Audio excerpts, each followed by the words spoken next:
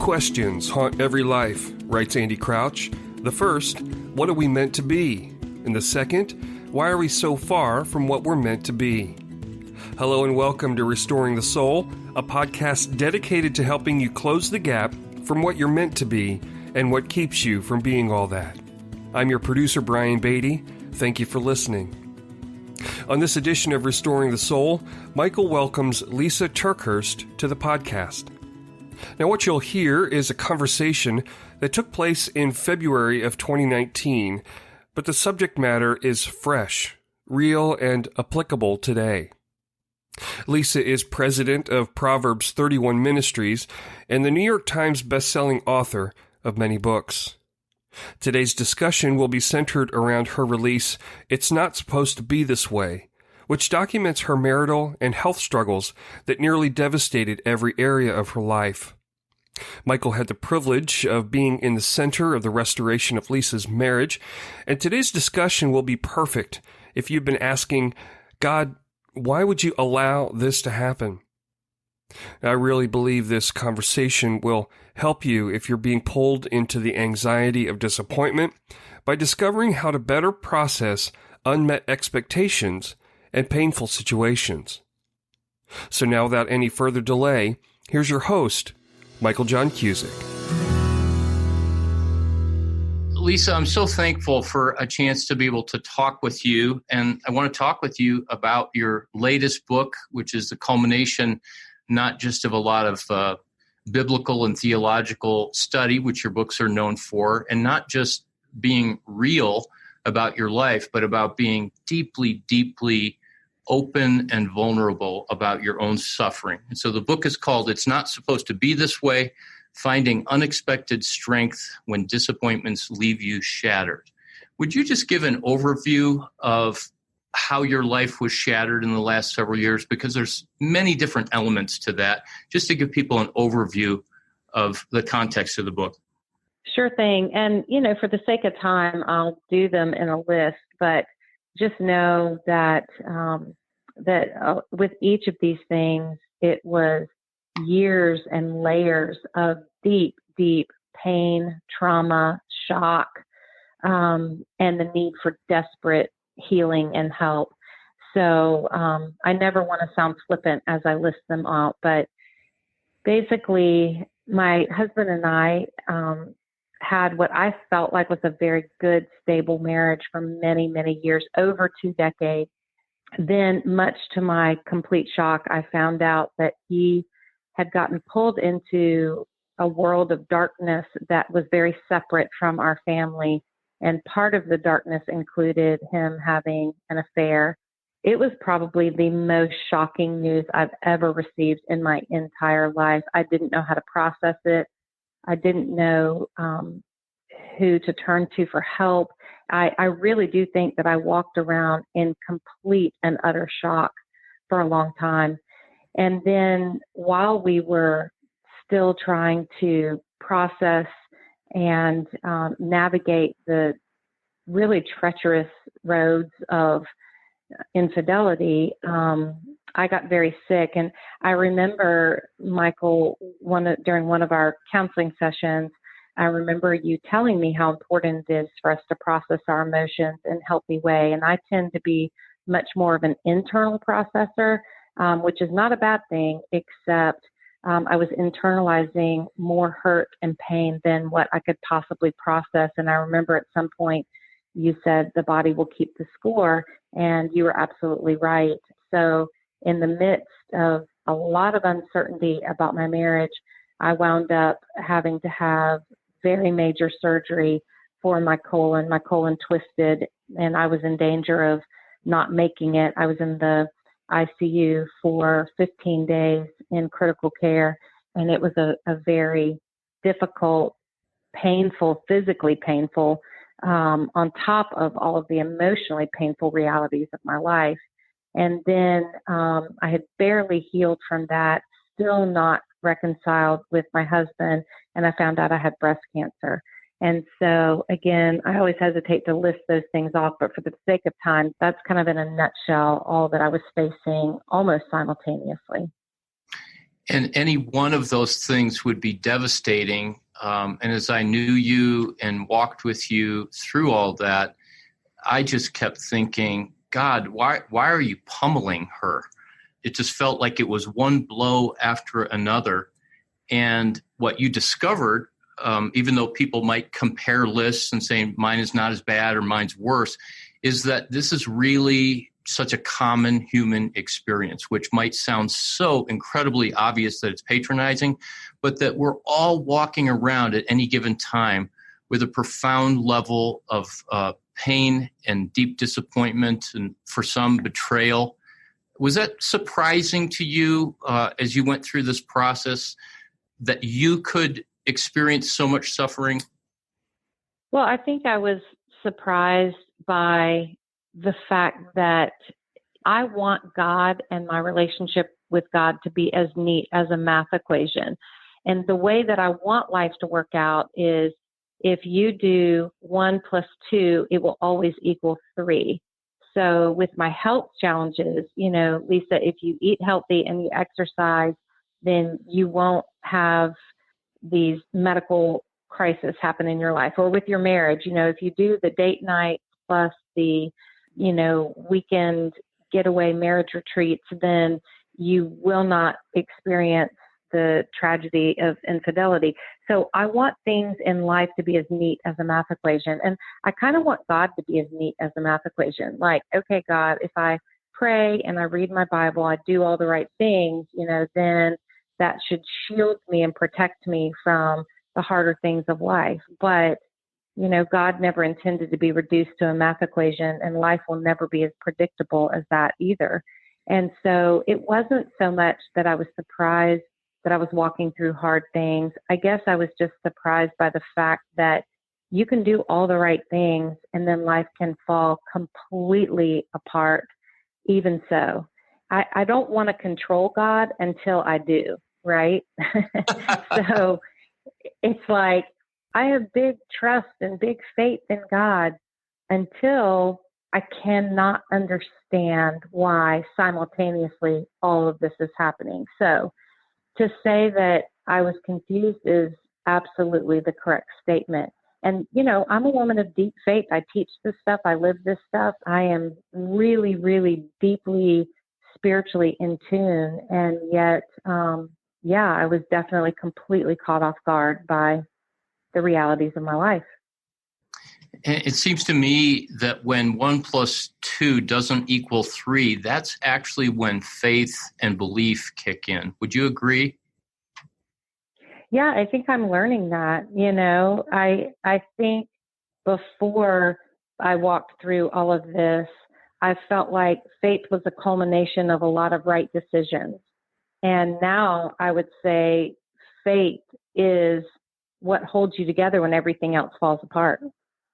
Oh, that's good. I love that.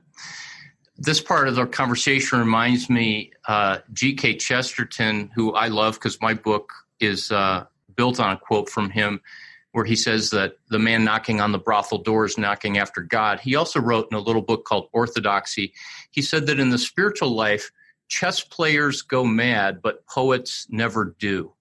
The chess player is the one that wants the logic and the rationality of 1 plus 2 equals 3, but poetry is not about the math and the neatness of arithmetic, but it's more about the open-endedness and the mystery and the expression and the experience in the midst of pain. And it's interesting because you say that you are the one who likes the math equation, but you've always struck me as more of a poet who does put words to the messiness and the darkness of faith, but God still took you through this process. Yeah, I would say I'm a romantic that's led by logic, but intrigued by mystery. So, it's a complicated existence. I know sometimes you will talk about the Enneagram, and it has taken me forever to figure out what I am on the Enneagram, which should probably give you a clue. Don't say yet. Drum roll, please, to the world. Lysa TerKeurst, your Enneagram number is? Well, I've already kind of given you a clue.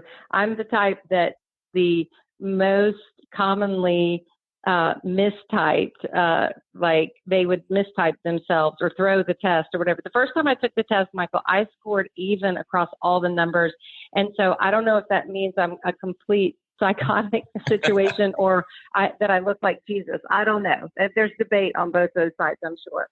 But I'm a 9 wing 8, which means the combination of that is strange because I'm a peacemaker. I want peace desperately, but my 8 will sometimes do things that takes my 9 forever to clean up. So, but the combination of a 9 wing 8, I think I read in one information thing that I read, it's the referee. And I have been called on to be the referee in pretty much every situation I've ever been placed in. So it makes sense. It's just an odd combination. Yeah, there's a sense of authority that you can wield, but within a given structure that's handed over to you. Otherwise, you won't kind of stand up into that place without it being given to you. Yes. So, and it does make me, the 8 is the challenger, more direct. The 9 is pretty indirect and can kind of meld into the background of any kind of relationship that they're in. And what's interesting is I remember when Art and I were going through the healing process, something else very helpful that you said is, Lysa, you cannot lose yourself. Like, you have a voice here too. And what's odd is I spend my whole life using my voice. I use my voice when I speak and write and teach and lead and all of that stuff. But in my relationship, the 9 sometimes does make me, just for the sake of keeping peace, just want to kind of melt into the background. And counseling, especially for someone like me, who has a lot of logic, but who also can be quite a poet. Counseling is crucial. It's absolutely crucial for someone wired like me. Good plug for counseling. I'm going to have to talk to my buddy Ian and have you go on typology and talk about your Enneagram number, because it's fascinating. But I want to come back to your book, because that's what I really want the listeners of Restoring the Soul to be exposed to.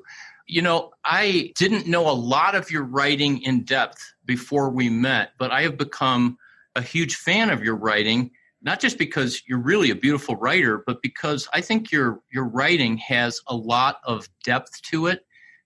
Theologically. And you start out this book, it's not supposed to be this way, and you talk about 2 gardens, life between 2 gardens. And can you talk a little bit about that reality of the fall at the beginning and the garden that we're hoping for at the end? Yeah, so the Bible starts out in this beautiful perfection that a lot of us, we kind of expect that from God. I mean, if you've ever heard someone say, I can't believe a loving God would let this happen or that happen. And I want to nod in agreement with you and say, you're right. It's not supposed to be this way. And let me take you to the Bible and show you exactly where things went wrong. And it wasn't with God. So we start out the Bible in perfection.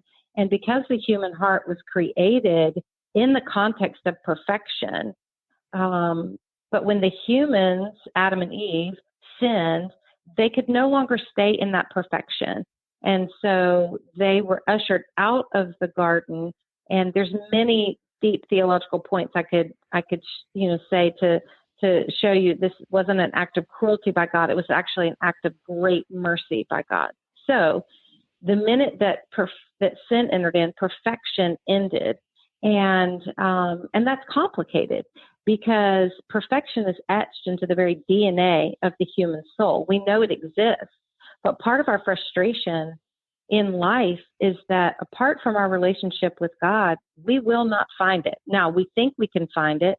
I mean, we can take one look at the pictures we post on Instagram, and, we edit and filter and crop and retake and redo and everything, trying to capture these glimpses of perfection.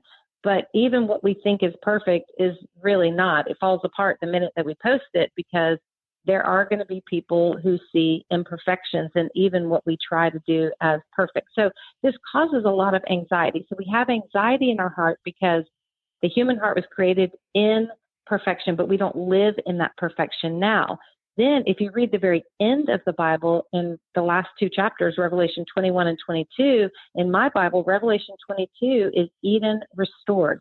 So that's where we return to perfection again, where there will be no more death, no more crying, no more tears, all of that. So perfection returns. But right now, we're not in the first Garden of Eden. We're not in the restored Garden of Eden. We are doing life between two gardens. And if you can understand that spiritual orientation, it helps make sense of some of the deep difficulties that we walk through. And we can stop blaming God. We recognize that it's a reality because of sin. It's not, God didn't design it this way. And that's why it was really important to me that the book be called It's Not Supposed to Be This Way, because I wanted this book title, to enter into conversations people were having and point them to the deep love of God when doing life between two gardens. Yeah, and that the gospel, the good news, in addition to all of what it means that Jesus died on the cross for our sins, is that God puts on skin and flesh, and he comes into this space between the two gardens, and he makes his presence real, and he makes himself known so that we can actually access him and even see him in the hands and feet and the lives of the people around us, like you have. That's right. And some of my favorite passages in the Bible talking about Jesus entering into this life between two gardens with us. One of them is Hebrews chapter 2, verses 14 through 18. And it talks about that he shared in our humanity so that he could not only make an atonement of our sins, but so he could also become a merciful and faithful high priest. So Jesus, knowing what it feels like to be human, to be betrayed, to be hurt, to be rejected, to, be deeply wounded by other humans, though he was completely sinless, his divinity was complete, but his humanity was very raw and gritty and real. And then another section of the Bible I love to point people to is there's a third garden mentioned in Scripture that's very profound. It's the Garden of Gethsemane. It's the garden. It's that middle place between the two Gardens of Eden. And in Mark chapter 14, we get to hear Jesus so raw and so deeply troubled and expressing his humanity in a way that very many of us express our humanity. He admits, I'm overwhelmed with sorrow to the point of death. In other words, I'm hurting so bad, I feel like this might kill me. I relate to those words of Jesus. And then in Mark 14, this is starting in verse 32, and I believe it goes down. Verse 36, he cries out to God and says, God, everything is possible for you. Take this cup from me. And I'm telling you, Michael, there are no other words of Jesus I relate to on a human level more than these. That right there is where our faith sometimes really comes into crisis, is when we know God could fix something and we know it's possible for God, and yet he doesn't. But then Jesus, at the end of that sentence, utters 9 earth-shaking, hell-shattering, demon-quaking words, yet not what I will, but what you will. In other words, Jesus was trading his will for God's will because he was so confident that at the end of the day, God will work good from this. And of course, we know at the end of Jesus' story, though his human body did suffer and go to the cross and die a physical death, his spiritual resurrection provided such glorious hope for redemption for all of us. And so looking at that story, it's taught me from a biblical standpoint, doing life between two gardens is going to be a constant process of me learning how to trade my will for thy will, because I'm so confident God will. And so, from a spiritual aspect, that's led to a lot of healing for me.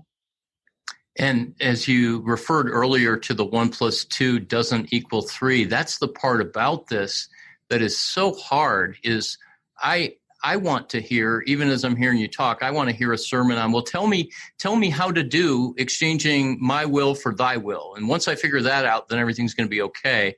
But that's the part where it's mystery and it's faith and it's trust. It is. And you would probably be disappointed in my sermon on that because my practical example of how to do this is so basic. But here's a little snapshot of what it looked like for me. It was many nights waking up and being utterly alone. You know, Art and I were separated for 2.5 years through our journey, which means that, you know, through many of the medical crises I was walking through, I would come home at night and there would be no one here at the house with me. And that was complicated and hard. And I would go to bed and I would wake up in the middle of the night and I would reach over out of instinct because, you know, for over 2 decades, Art was there right beside me in the middle of the night. But out of instinct, I would reach over and my hand would fall flat onto cold sheets and he wouldn't be there. And so trading my will for thy will because I'm confident God will looked so very basic. It was me at that 2:30 a.m. hour with utter darkness outside and the feeling of absolute fear in my heart and being washed afresh of the hard circumstance I was in with my marriage and just simply praying this, Jesus, I love you and you love me. And that's all I know. Jesus, I love you and you love me and that's all I know. And you know what? That's enough. And it wasn't that my feelings agreed with that. It was that I had to let my soul utter that until my feelings could settle down and I could fall asleep. So it wasn't this big epic thing like, God, I'm going to here's my will, I'm trading it for thy will. It was not that. It was very human. It was very raw. It was very basic. But sometimes I would utter that in the middle of the night 100 times until finally the gift of sleep would come back to me.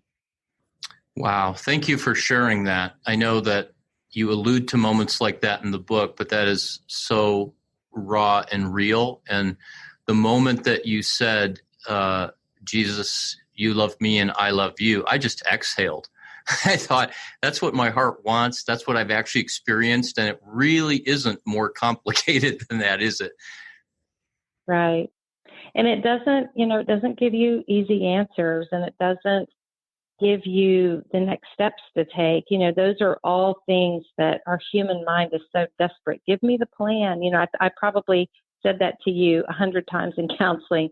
Michael, if you'll just give me the plan, like I'll follow the plan. But the minute that we start following the plan, we get more concerned with following human answers than following after God himself. And something that God taught me through this process is God does not want to be explained away. He just wants to be invited in.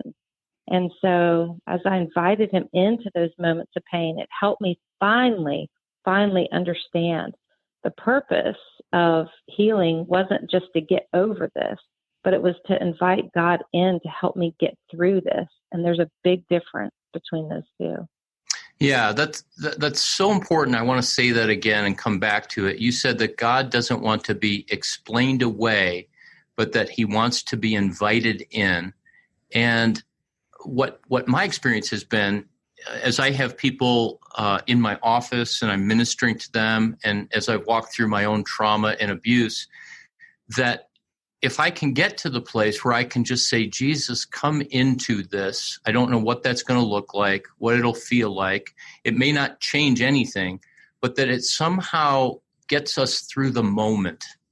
Yeah. And, you know, I think for me, getting stuck in moments was the hardest part of the journey. And everything in my emotional response to that moment begged me to not invite God in because the emotions felt so intense. It's like, no. I don't want to invite God in. You know, I want to numb this pain. I want you to tell me something that will help me get over this pain. I found myself just in so much resistance. But, you know, pain is a funny thing. I've learned that pain is not the enemy. Pain is the exact indicator that is this flashing symbol in my life of something needs to be addressed. And, you know, just like when I'm driving down the highway and the indicator light comes up on the dashboard of my car. And my instant response, and you can just say, like, Lysa, that's called denial in counseling. And I will agree with you. I have an issue with denial. But my instant response, I see this indicator light and I think, well, that's annoying. Now I have to go to the mechanic and have the light turned off. It never occurs to me that something might actually be wrong with the engine. It just doesn't. I just think that's annoying. I want that light to go away and I want to just keep on driving. After all, I'm driving fine, so surely nothing's really wrong. But I do that with pain in my life too. I'm really good at all of a sudden pain happens in my life. And I'm like, no. I don't need to invite God into this. I don't need to invite anyone in this. I just need to figure out either how to numb the pain or just how to get the pain to go away. And then I'm going to move on with life. But what I've learned going through this process is that pain can be a gift. It's an indicator. It's something that warns us that something in our heart or in our soul needs to be tended to. It's an opportunity to not just invite God in, but to invite godly community in. And for me, it was the biggest indicator of my life that I needed to invite godly counseling in, because I not only needed to heal spiritually, I needed to heal emotionally as well. And so for me, a big part of inviting God in was inviting good Christian counselors in so that I could navigate what I needed to heal. And really, in order to heal the pain, we have to allow ourselves to feel the pain. And it's only in feeling the pain that we'll be motivated to deal with the pain.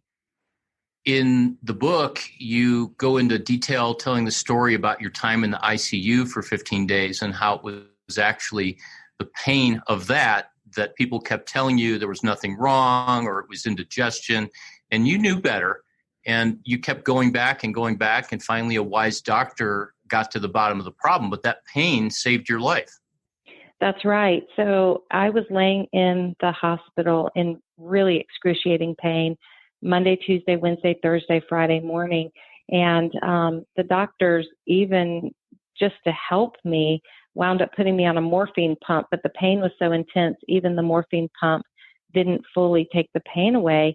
And because I was in so much pain, they kept running tests. And then finally, they ran a different kind of test on Friday morning, and a surgeon came in my room, and he told me that they were going to need to rush me into surgery, that I was actually in a life-threatening situation because my colon had twisted. Right before he walked out of my room and was heading down to the surgical unit, he said, Lysa, I know that you've asked God to take that pain away and how frustrating it's been that God didn't answer that prayer. But I just have to tell you that if God would have answered the prayer and taken your pain away, then we would have sent you home, your colon would have ruptured, and you would have been dead before this weekend. And he said it was actually the pain that saved your life. And I remember thinking, wow, God loves me too much to answer my prayers at any other time than the right time and in any other way than the right way. And that's true of our physical pain and our emotional pain as well. This is a perfect segue to talk about dust. You had given me the privilege of reading, and you read for me one of the earliest manuscripts of the first couple chapters. And my ministry, Restoring the Soul, is all about healing brokenness. And you introduced this idea of, no, it's not broken, it's dust, it's shattered, it's pulverized. So talk about that as your experience, but also just this whole scriptural theme of what God does with dust. Well, one of the exercises I had to walk through with Art when he went to a treatment program is I was supposed to write an impact letter. And I remember writing the first part of this impact letter, and it sounded quite hopeless because what I wrote was, a lot of times in life we walk through things and we find that something hard happens and we feel quite broken. And the Christian response is to pick up those broken pieces, glue them back together, but never mind the fact that we're cracked vessels because God's light can shine through the cracks and we all sing Kumbaya and it's wonderful. But I said in the impact letter, that's not our story. I don't have broken pieces as I look around because the impact that this has had on me has left me completely shattered. When I look around, I see nothing but dust, and you can't glue dust. And honestly, Michael, that's where my letter was going to end.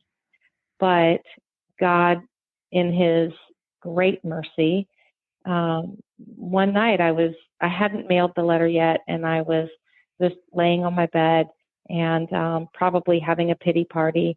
And all of a sudden, the strangest memory came in my mind that of all the ingredients in the world that God could have chosen to make the first man, in Genesis chapter 2, we're told that God chooses dust. And He picks up that dust and He breathes life into it.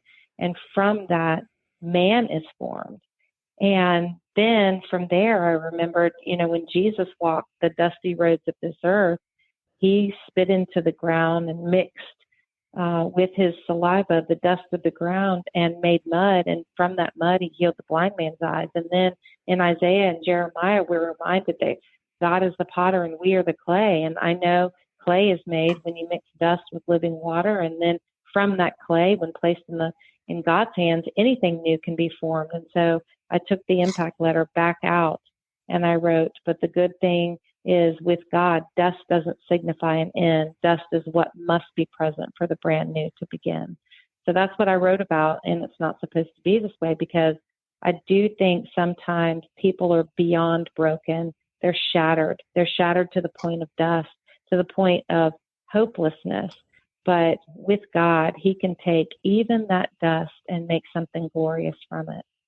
I think one of the things that I was most touched by and impressed by when I read your book the first time was that you wrote this excruciating story of all three of those major traumas that you went through over the season. And you offered this as a gift in the form of your book when your own story wasn't completely rewritten. The question was open-ended about your marriage. And until the spoiler alert, your cancer wasn't exactly at a place where you had gotten the best news at that point. And so you offered all of this hope, but saying, I don't know how it's going to turn out. And that was a very intentional decision. Can you talk about that? Yeah. So I turned my manuscript in the early morning hours the day that I was headed to the hospital for a double mastectomy. And so when I started writing the book, I didn't even know that in the unfolding of the book and the unfolding of my life that I was going to get cancer. I had no idea. When I wrote those first couple of chapters, cancer wasn't even on my radar. And so the book was really being written in real time. And the book was due, and I'd found out I had cancer, and I needed to have this pretty major surgery. So I literally turned the book in and got in the car, drove to the hospital. And, when you have a surgery that major, not only was I not sure what was going to happen with my cancer, I mean, I wasn't even sure, like, what if I don't even pull through this surgery, So I think to me, though, the beauty of that is that the reader gets to experience in real time the honest humanity in the book. Sometimes when we're writing and we're looking back on difficult events, we can tidy them up a little bit more than what they really were. And then we can also forget some of the intensity of what other people are walking through when they're reading your words. Most of the people reading my book, their pain is real time. So I felt like it was a gift for me to write this with my pain being real time as well. So it was a perfect match of the emotional level of where my reader was, but also always pointing them to the unexpected strength that I was finding even in the midst of the hardship. And I think that's the real blessing of the book, is telling people you may not know how your story ends, but you don't have to know how your story ends in order to really grab onto this glorious gift of hope. And I pray that I show people how to do that, not attaching our hope to good endings, but attaching our hope to a good God. That's so good. One of the things I really appreciate about you and your writing is you have these catchy phrases that are not at all cliches. And as I sit here in this podcast interview, it's just audio, but I can picture your face saying that, and it just feels like that's something that you have lived and walked through, and it's far, far, far from a cliche. Well, I know when people are reading a book, if they go too long without highlighting it, then they'll stop reading it. And if they stop highlighting it and stop reading it, then what a tragedy that is. And they'll never recommend it to a friend. And so my goal as I'm writing a book is every couple of pages, I want to write something so profound and connecting with the depths of my reader, the depth of their emotional, whether it's their pain or their joy or whatever. I don't want them to just read this book. I want them to experience it. So every couple of pages, I challenge myself, is there something on these pages that late at night when they're reading and their eyes are just about to go to sleep, that they are so excited about what they just read, they'll jump out of bed, walk all the way to their kitchen, dig in their junk drawer, find that highlighter pen that's somewhere in the midst of that junk drawer, go back to bed, highlight this and declare, this must not be forgotten. I don't really think it's whole books that change people's lives. I think it's sentences within books that have a profound effect on people. And so I fight for my reader with every word that I write. I understand sentences matter. Yeah, that's so obvious.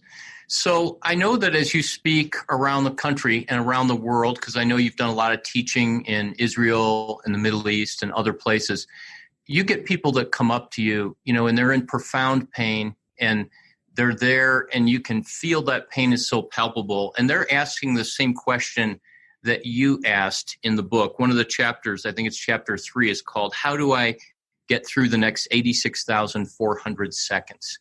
So when somebody asks you that question, there's all these big ideas and all these truths, but how do you respond in the moment to how do I make it through today? Well, one of the things I say first off is I understand why you're asking that question, because I know how painful just 60 seconds can be. And before I walked through this, I never knew just the thought of having to survive the next 60 seconds was more painful than what I even felt like I could bear. And so I think my eyes are able to penetrate right into the depth of their soul and say, I understand. And Michael, I truly think that sometimes that's enough. They're not really looking for you to give them an answer of how do I do this? They're really asking the question, is it even possible? And I'm able to say, yes, it is possible. It will not be easy, and it'll take more time than what you even think you can bear. But never make the mistake. God did not curse you with this. He entrusted you with this. And you won't understand that statement right now, and that's okay. But I pray in some of the loneliest hours of your journey that you'll remember that, and you'll come to understand that as healing starts to unfold in your life, and just the fact that you're asking the question means you're on the journey of healing, and I'm so proud of you. But just as that healing unfolds, one day you will see that the healing God gives you will actually feel like the best secret God ever whispered into your soul. And you will not walk around feeling like, you were set aside in this season of life. You're going to very much know you were set apart. This was a sacred journey. Make no mistake. It may feel like a healing journey, but it is a sacred journey. And it's one that when you get through this, and you will get through this, God will bless you. I think from our deepest desperation, God gives us some of our most profound revelations. And those are truths we wouldn't trade for anything. So those are powerful and strong words. But Lysa, let me ask you just a personal question. And this is not like violating confidentiality from a session that we had, but I imagine that even as you travel and as you offer these truths from your book, that there's got to be residue of pain that wells up sometimes, or like a wound that gets touched. And how do you deal with that today? What lingers after and as the healing continues? Well, that's such a good question, because that's something Art and I've had to really process together as I've walked this journey, because I am prone to triggers. I think anybody who's walked something that's deeply traumatic, there are triggers that linger long after the situation resolves itself. And something I've come to understand is that there's two parts to forgiveness. The first part is we make the decision to forgive. And those are, we decide to forgive this person who hurt us for all the facts that happened. I'm there. I have made the decision to forgive Art for the facts. And I very much believe that I'm walking that road of forgiveness. But here's where forgiveness gets very complicated, is it's both a decision, which I have made, but it's also a process. And that process means that I also need to learn to forgive Art for the impact that this has had on me. And the impact is unpredictable. It comes in waves, and it presents itself as triggers. And I never know when those are coming. But every time they do, something that I've had to learn to do and something that Art's had to learn to do, number one, I have to see this trigger as another layer of healing that is possible. That's the way I have to look at it. And it's not a setback. It's something that's an indicator of, hey, there's just a little bit more healing. And thank God that God lets our healing unfold in layers, because maybe if it was all presented to us in one package, that it would be just so overwhelming we couldn't do it. So I don't see triggers as a curse anymore. I see it as a gentle unfolding of another layer of healing that has to happen. And that's the way I look at it. And that means that I need to pick up the phone, even if I'm on the road. I need to call Art and say, hey, here's what I'm hearing in my head. I'm feeling a little panicked right now. Can we talk about it? And now this is where Art has to make this decision, and what he has made the decision to do that helps me so much. He has to decide he's not going to personalize this. This isn't an accusation coming at him. It's an opportunity to show me all over again his humility, his beauty of healing that he's walked through, his gentleness. And so he has to see it as an opportunity, not as an accusation. And we have great conversation around it. And honestly, some of the conversations that are around it is, hey, I'm feeling haunted by this memory. I'm feeling haunted by this statement. I'm feeling the anxiety and the pain afresh, and I need you to help me here. And then he'll say, okay, let's write the script now, Lysa, the way, if this happened today, the way that it should have been written back then. And we have gone back and rewritten memories, rewritten scripts, rewritten things, hurtful things that happened and hurtful things that are said, that if they happened today, it would be a completely different story. And that's helped me so much. Wow, that's beautiful. And it took you a lot of time and energy and investment of just sitting in counseling offices to be able to do that kind of healthy and productive communication, because triggers can so often, for a husband or wife, just derail us from that kind of connection.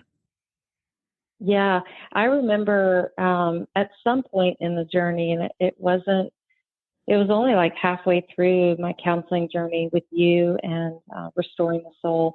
I remember you added up the number of hours that we had already spent together. And of course, you guys are in Colorado, we're in North Carolina. So this meant like flying across the country and really taking the healing necessary. But at that point in the journey, we had spent over 75 hours face-to-face in counseling.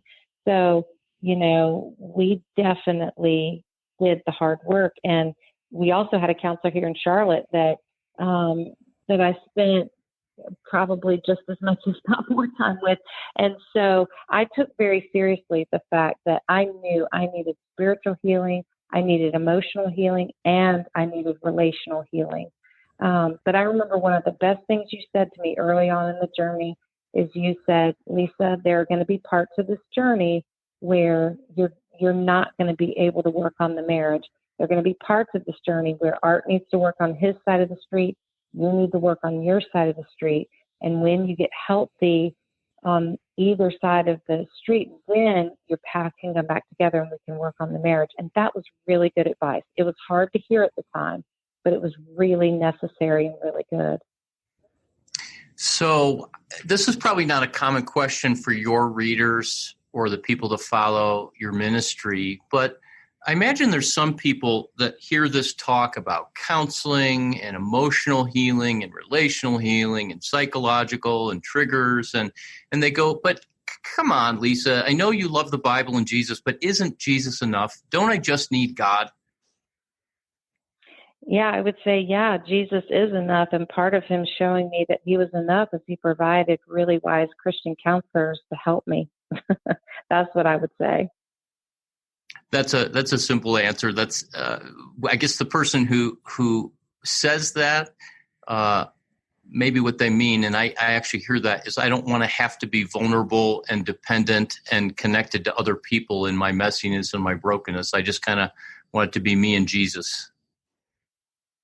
Yeah, and I would say maybe in earlier seasons of my life, maybe I would have felt that same way, but I don't feel that way now because I have seen that when walking through emotional healing, that sometimes has to be done in community.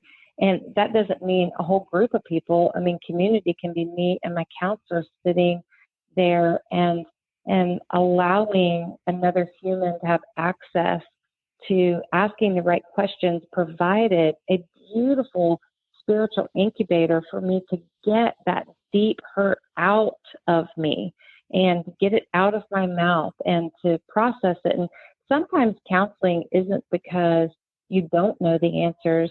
Sometimes counseling is sitting with a trained professional who asks the right questions so that the answers that are tucked inside of you can emerge. But I'm a big believer those beautiful answers that are tucked inside of you, they'll never emerge when they're hidden under layers of deep pain. So a great counselor will help excavate, really get all that pain out. And then beautiful answers will come tumbling out of your mouth because there's been an incubator of spiritual and emotional safety provided with your counselor. And you say this through every sentence of every chapter of your book, but going back to the life between two gardens, we do have the garden where there's the fall of man and woman and everything goes haywire. And then we have the garden in Revelation where all things are made new. But what I see happen in your life and in Art's life and in your marriage and in friends of mine and my own life and marriage is that Jesus is faithful to restore to a very substantial degree into a way that actually changes us from the inside out in this life. And that healing is not total or complete like it will be one day, but that this God who reveals himself in Jesus in his very first sermon said, I have come to bind up broken hearts and to set captives free. And I just love how it's not supposed to be this way is really a picture of hope in the midst of unanswered prayer and darkness and valleys, but also how it's a picture and a path of restoration as we invite Jesus into it. That's right. And, so many times I think people will ask me, okay, well, Lysa, how did you, get your relationship to the point where reconciliation was even possible? And I have to be honest and say, I don't know. I didn't do it. And I don't understand why some stories end in reconciliation and some don't. But here's what I do know. Redemption is possible even in stories where reconciliation isn't. And that is that I know God is good. God is good at being God. Therefore, with all those things I don't understand, here's what I do know. No matter how our stories turn out, God has the ability to bring good from it. And I am so thankful that my story ended with Art and I had a beautiful vow renewal, and after 2.5 years of separation, and even more years than that of really, really hard pain and awful circumstances, I am so thankful that we have a second chance at being able to be a couple and be together. I really am incredibly thankful for that. But when I was writing my book, it's not supposed to be this way. Even when I wrote the very last page, I had no idea that my story would end this way. And so the book isn't about, okay, here's how you restore a broken marriage or a broken relationship. The book is much more not about reconciliation, but here's how you walk the beautiful path of redemption with God, no matter how your story turns out. And Lysa, that's a wonderful place to stop. I am so thankful for you. I'm thankful for the way that you point me and millions of others literally to Jesus and to the fact that that's what God looks like. And I'm so thankful for you sharing the story of how he met you in the midst of this. So thank you for this time and for the gift of your writing. Well, thank you, Michael. And of course, there's a story about you in the book too. And so people can discover that on their own. But I will say, I don't think I would be at the place that I'm at today if it weren't for your amazing ministry and your tender counseling. And God used you in a profound way in my life, but I would say your fingerprints are very much on this message as well. So we've wrapped up another episode of Restoring the Soul. We want you to know that Restoring the Soul is so much more than a podcast. In fact, the heart of what we have done for nearly 20 years is intensive counseling. When you can't wait months or years to get out of the rut you're in, our intensive counseling programs in Colorado allow you to experience deep change in half-day blocks over 2 weeks. To learn more, visit restoringthesoul.com. That's restoringthesoul.com.